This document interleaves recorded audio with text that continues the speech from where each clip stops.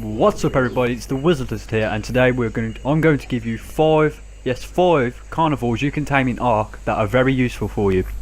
Now I know everyone wants to have a T-Rex or a Giganotosaurus when they first come in, and mainly like many of the big dinosaurs.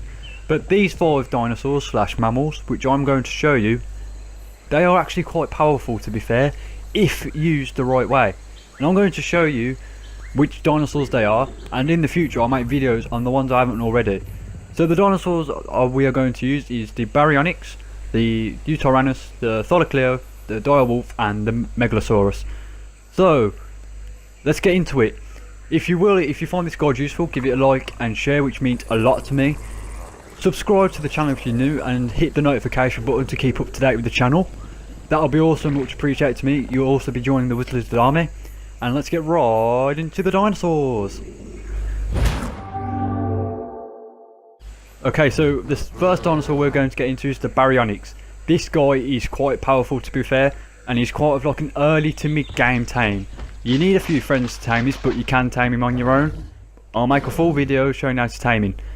He's like your personal ATV. He can go on land and sea. He's very amphibious and he's very powerful in the sea, as I'm going to show you now.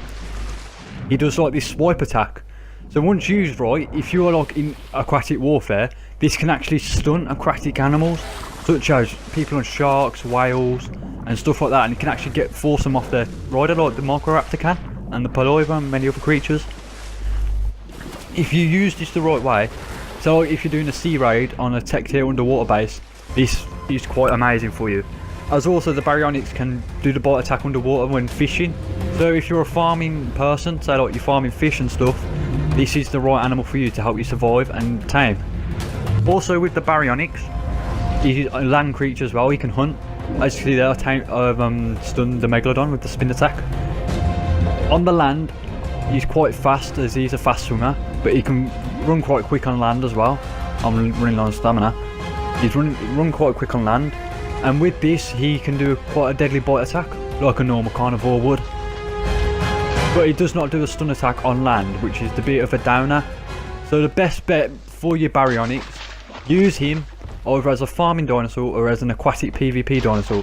He's okay on land, he can do a fair bit of damage to you, but only if it depends how you want to play style. So he's not the first choice I'd use as a land creature for like fighting, but I'd best use him for the sea, as he's very powerful. So let's get on to our next dinosaur.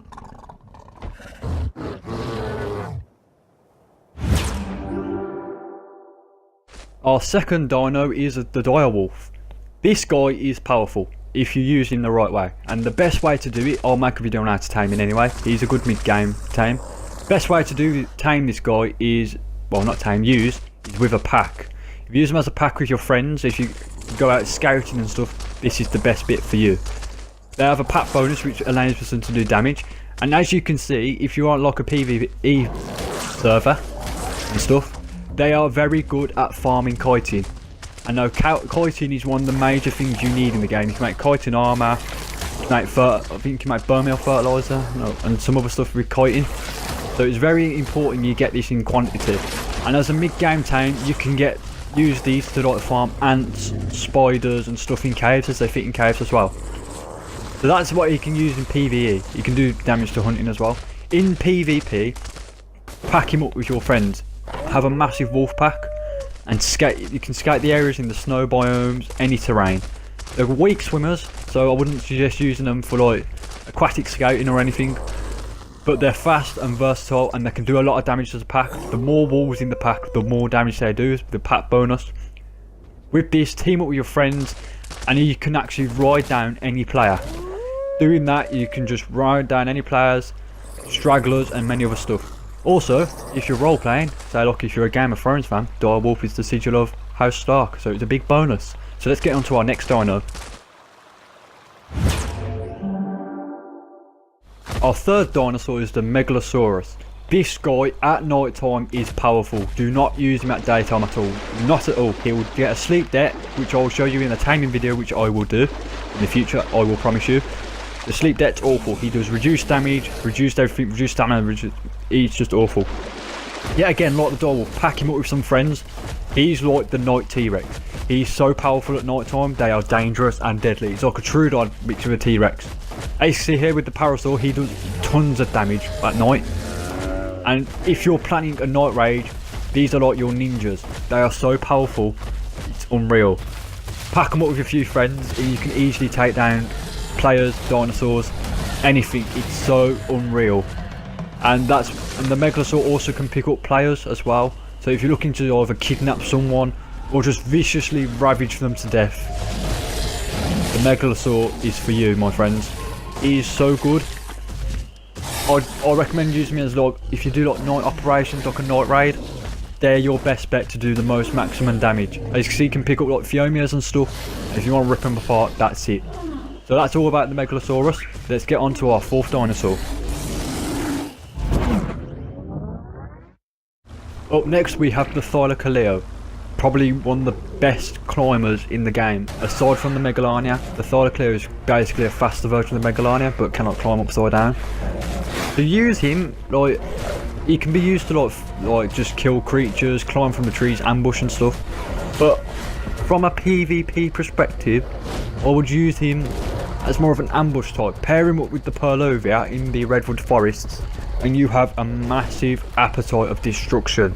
Like, Thylacoleos in the trees, they can just pounce down. You can see how high they're climbing there. Purlovia's underground, you can set up a massive ambush point in PvP, that would be so good. Also, with the Thylacoleos, they can get into bases, climb walls, do something other dinosaurs can't do. And they can actually dismount your enemies as well if you pounce them from the trees. As I'm walking through here, it's like very dangerous if you walk through there on your own unguarded. So in the PvP perspective, that is very powerful for a Thylacoleo to do. They're very hard to tame, I say it's like a mid to end game tame, but they are well worth it in my opinion. The Thylacoleo, they can just beat it. They will destroy, like you just see here, I just got wrecked by a Thylacoleo, jumped off the tree, just destroyed me. So the Thylacoleo I recommend taming. Good climber, good pouncer, he can dismount people on flyers as well, which is even better.